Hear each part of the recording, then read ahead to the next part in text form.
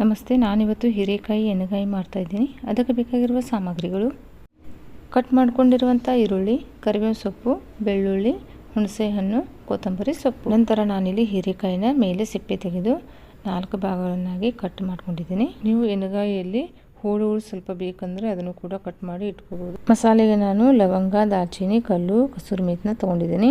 ಸ್ವಲ್ಪ ಹಸಿ ಶೇಂಗಾ, ಒಣ ಕೊಬ್ಬರಿ ಕೂಡ ತೊಗೊಂಡಿದ್ದೀನಿ. ನಂತರ ನಾನು ಸಾಸಿವೆ, ಜೀರಿಗೆ, ಚಿಲ್ಲಿ ಪೌಡರ್, ಧನಿಯಾ ಪೌಡರ್, ಗರಂ ಮಸಾಲ, ಜೀರಾ ಪೌಡರ್, ಉಪ್ಪು, ಅರಿಶಿನ ಪೌಡರ್, ಎಣ್ಣೆ ತೊಗೊಂಡಿದ್ದೀನಿ. ಮೊದಲಿಗೆ ಮಸಾಲೆಗಳನ್ನು ಫ್ರೈ ಮಾಡ್ಕೋಬೇಕಾಗುತ್ತೆ. ಅದಕ್ಕೆ ನಾನೀಗ ಕಡಾಯಿನ ಕಾಯಲಿಕ್ಕೆ ಇಟ್ಕೊಂಡ್ಬಿಡ್ತೀನಿ. ಈಗ ಕಡಾಯಿ ಕಾದಿದೆ, ನಾನಿಲ್ಲಿ ಎಣ್ಣೆ ಹಾಕೊಂಡ್ಬಿಡ್ತೀನಿ.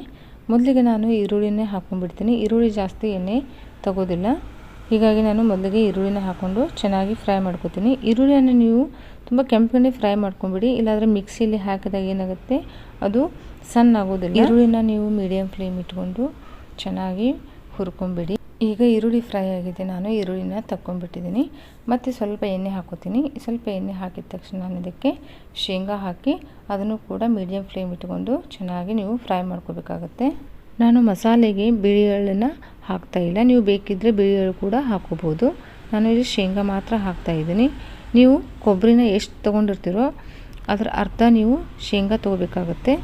ಶೇಂಗಾ ಕೂಡ ನೀವು ಮೀಡಿಯಮ್ ಫ್ಲೇಮ್ ಇಟ್ಕೊಂಡೇ ಫ್ರೈ ಮಾಡ್ಕೋಬೇಕಾಗುತ್ತೆ, ಇಲ್ಲಾಂದರೆ ಒಳಗಡೆ ಹಸಿ ಹಂಗೆ ಉಳಿದು ಬಿಡುತ್ತೆ. ಅದು ಈಗ ಶೇಂಗಾ ಕೂಡ ಫ್ರೈ ಆಗಿದೆ. ಇದನ್ನು ತೆಗೆದು ನಾನು ಅದೇ ಎಣ್ಣೆಯಲ್ಲಿ ಸ್ವಲ್ಪ ಕರಿಬೇವನ್ನು ಕೂಡ ಫ್ರೈ ಮಾಡ್ಕೋತೀನಿ. ನೀವು ಒಗ್ಗರಣೆಯಲ್ಲೂ ಕೂಡ ಹಾಕೋಬೋದು. ಸ್ವಲ್ಪ ಫ್ರೈ ಮಾಡಿ ಹಾಕೊಂಬಿಡಿ ಕರಿಬೇವನ್ನು, ತುಂಬಾ ಟೇಸ್ಟಿಯಾಗಿ ಬರುತ್ತೆ ಗ್ರೇವಿ. ಕರಿಬೇವನ್ನು ನೀವು ಜಾಸ್ತಿ ಹೊತ್ತು ಫ್ರೈ ಮಾಡ್ಕೋದೇನು ಬೇಡ, ಸ್ವಲ್ಪ ಕ್ರಿಸ್ಪಿ ಬರೋ ತನಕ ಫ್ರೈ ಮಾಡಿಕೊಂಡ್ರೆ ಸಾಕು. ಇದಾದಮೇಲೆ ನಾನಿಲ್ಲಿ ಒಣ ಕೊಬ್ಬರಿನ ಹಾಕೋತಾ ಇದ್ದೀನಿ. ಒಣ ಕೊಬ್ಬರಿನೂ ಕೂಡ ನೀವು ಸ್ವಲ್ಪ ಗೋಲ್ಡನ್ ಬ್ರೌನ್ ಬರೋ ತನಕ ನೀವು ಫ್ರೈ ಮಾಡ್ಕೋಬೇಕಾಗುತ್ತೆ.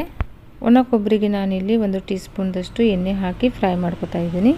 ನೀವು ಬೇಕಿದ್ದರೆ ಹಾಗೆ ಕೂಡ ಫ್ರೈ ಮಾಡ್ಕೋಬೋದು, ಎಣ್ಣೆ ಹಾಕದೇ ನಡೆಯುತ್ತೆ. ತುಂಬ ಕೆಂಪು ಕೂಡ ಫ್ರೈ ಮಾಡ್ಕೋಬೇಡಿ, ಇಲ್ಲಾಂದರೆ ಕಹಿ ಆಗಿಬಿಡುತ್ತೆ ಗ್ರೇವಿ. ನೋಡಿ, ಕೊಬ್ಬರಿ ಇಷ್ಟು ಫ್ರೈ ಆದರೆ ಸಾಕು. ಈಗ ನಾನು ಇದನ್ನು ತಗೊಂಡ್ಬಿಡ್ತೀನಿ ಪ್ಲೇಟಿಗೆ. ಇದೇ ಕಡಾಯಿಗೆ ನಾನಿಲ್ಲಿ ಸ್ವಲ್ಪ ಮಸಾಲೆ ಕೂಡ ಫ್ರೈ ಮಾಡ್ಕೋತೀನಿ.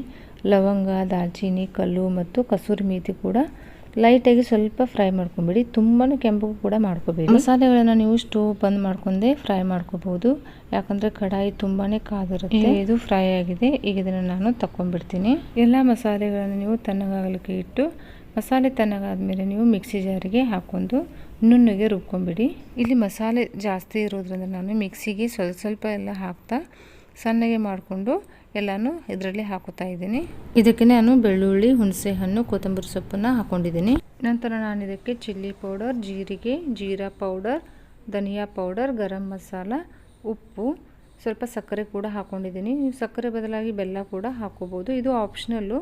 ಇಲ್ಲ ಅಂದರೆ ನಡೆಯುತ್ತೆ, ಹಾಕೋಲಿಲ್ಲ ಅಂದರೆ. ಇದನ್ನೆಲ್ಲ ಹಾಕ್ಕೊಂಡು ನೀವು ನುಣ್ಣಗೆ ಈ ಥರ ಪೇಸ್ಟ್ ಮಾಡ್ಕೊಂಡ್ಬಿಡಬೇಕು. ಮಾಡ್ಕೊಂಡು ನೀವು ಒಂದು ಪ್ಲೇಟಿಗೆ ತಗೊಂಡ್ಬಿಡಿ. ಹೀರೆಕಾಯಿನ ಕಟ್ ಮಾಡ್ಕೊಂಡಿರ್ತೀರಲ್ಲ, ಅದಕ್ಕೆ ನಿಧಾನಕ್ಕೆ ಎಲ್ಲ ತುಂಬ್ಕೊಂಡ್ಬಿಡಿ. ನೋಡಿ, ಈ ರೀತಿ ಹೀರೆಕಾಯಿಗೆ ನೀವು ಮಸಾಲೆನ ತುಂಬಬೇಕಾಗತ್ತೆ. ಈಗ ಒಗ್ಗರಣೆ ಇಟ್ಕೊಂಡ್ಬಿಡೋಣ. ಕಡಾಯಿಗೆ ನಾನು ಸ್ವಲ್ಪ ಎಣ್ಣೆ ಹಾಕೋತಾ ಇದ್ದೀನಿ. ಈರುಳ್ಳಿ, ಕರಿಬೇವು ಸೊಪ್ಪು ಹಾಕೊಂಡು ಚೆನ್ನಾಗಿ ಫ್ರೈ ಮಾಡ್ಕೊಂಡ್ಬಿಡಬೇಕು. ಇದಕ್ಕೆ ನಾನು ಸ್ವಲ್ಪ ಉಪ್ಪು ಹಾಕೊಂಡು ಚೆನ್ನಾಗಿ ಫ್ರೈ ಮಾಡ್ಕೋತಾ ಇದ್ದೀನಿ. ಉಪ್ಪನ್ನು ನೀವು ಮಸಾಲೆಗೆ ಹಾಕಿರ್ತೀರ, ನೋಡಿಕೊಂಡು ಉಪ್ಪನ್ನು ಹಾಕೋಬೇಕು. ಈರುಳ್ಳಿ ಫ್ರೈ ಆದಮೇಲೆ ನಾನಿಲ್ಲಿ ಸ್ವಲ್ಪ ಅರಿಶಿನ ಪೌಡರ್ ಕೂಡ ಹಾಕೊಂಡು ಚೆನ್ನಾಗಿ ಮಿಕ್ಸ್ ಮಾಡ್ಕೋತಾ ಇದ್ದೀನಿ. ಆಮೇಲೆ ನೀವು ಇಲ್ಲಿ ಎಲ್ಲ ಹೀರೆಕಾಯಿನ ಹಾಕೊಂಡ್ಬಿಡಿ. ಹೀರೆಕಾಯಿನ ಹಾಕ್ಕೊಂಡು ನೀವು ನಿಧಾನಕ್ಕೆ ಎಲ್ಲನೂ ಎಣ್ಣೆಯಲ್ಲಿ ಫ್ರೈ ಮಾಡ್ಕೊಂಡ್ಬಿಡಬೇಕಾಗುತ್ತೆ. ನಂತರ ಇದಕ್ಕೆ ಸ್ವಲ್ಪ ಚಿಲ್ಲಿ ಪೌಡರ್ ಹಾಕ್ಕೊಂಡು ಚೆನ್ನಾಗಿ ಮಿಕ್ಸ್ ಮಾಡ್ಕೊಂಡ್ಬಿಡಿ. ಸ್ವಲ್ಪ ಮಸಾಲೆ ಇರುತ್ತಲ್ಲ ಮಿಕ್ಸಿ ಮಾಡ್ಕೊಂಡಿದ್ದು, ಅದನ್ನು ಕೂಡ ಸ್ವಲ್ಪ ಸೇರಿಸ್ಕೊತಾ ಇದ್ದೀನಿ ಇಲ್ಲಿ ಗ್ರೇವಿಗೆ. ನಂತರ ಇದಕ್ಕೆ ಸ್ವಲ್ಪ ನೀರು ಹಾಕ್ಕೊಂಡು ಲಿಡ್ ಕ್ಲೋಸ್ ಮಾಡ್ಕೊಂಡು ಚೆನ್ನಾಗಿ ಕುದಿಸ್ಕೊಂಡ್ಬಿಡಿ. ಹೀರೆಕಾಯಿನ ನೀವು ಸ್ವಲ್ಪ ಮೆತ್ತಗನೆ ಕುದಿಸ್ಕೋಬೇಕಾಗತ್ತೆ. ನೋಡಿ, ಈಗ ಇದು ಹೀರೆಕಾಯಿ ಚೆನ್ನಾಗಿ ಕುದ್ದಿದೆ. ಈಗ ಮೇಲೆ ಸ್ವಲ್ಪ ಕೊತ್ತಂಬರಿ ಸೊಪ್ಪು ಹಾಕೊಂಡ್ಬಿಟ್ರೆ ಹೀರೆಕಾಯಿ ಎಣ್ಣೆಗಾಯಿ ರೆಡಿನೇ ಆಗಿಬಿಡುತ್ತೆ. ಇನ್ನು ಯಾರೆಲ್ಲ ನನ್ನ ಚಾನಲ್ಗೆ ಸಬ್ಸ್ಕ್ರೈಬ್ ಮಾಡಿಲ್ವೋ ಪ್ಲೀಸ್ ನನ್ನ ಚಾನಲ್ಗೆ ಸಬ್ಸ್ಕ್ರೈಬ್ ಮಾಡಿ, ಲೈಕ್ ಮಾಡಿ, ಶೇರ್ ಮಾಡಿ. ನೋಡಿ, ಈಗ ಹೀರೆಕಾಯಿ ಎಣ್ಣೆಗಾಯಿ ರೆಡಿಯಾಗಿದೆ. ಇದನ್ನು ಜೋಳದ ರೊಟ್ಟಿ, ಚಪಾತಿ, ಅನ್ನದ ಜೊತೆಗೆ ತಿನ್ಬೋದು, ತುಂಬಾ ಚೆನ್ನಾಗಿರುತ್ತೆ.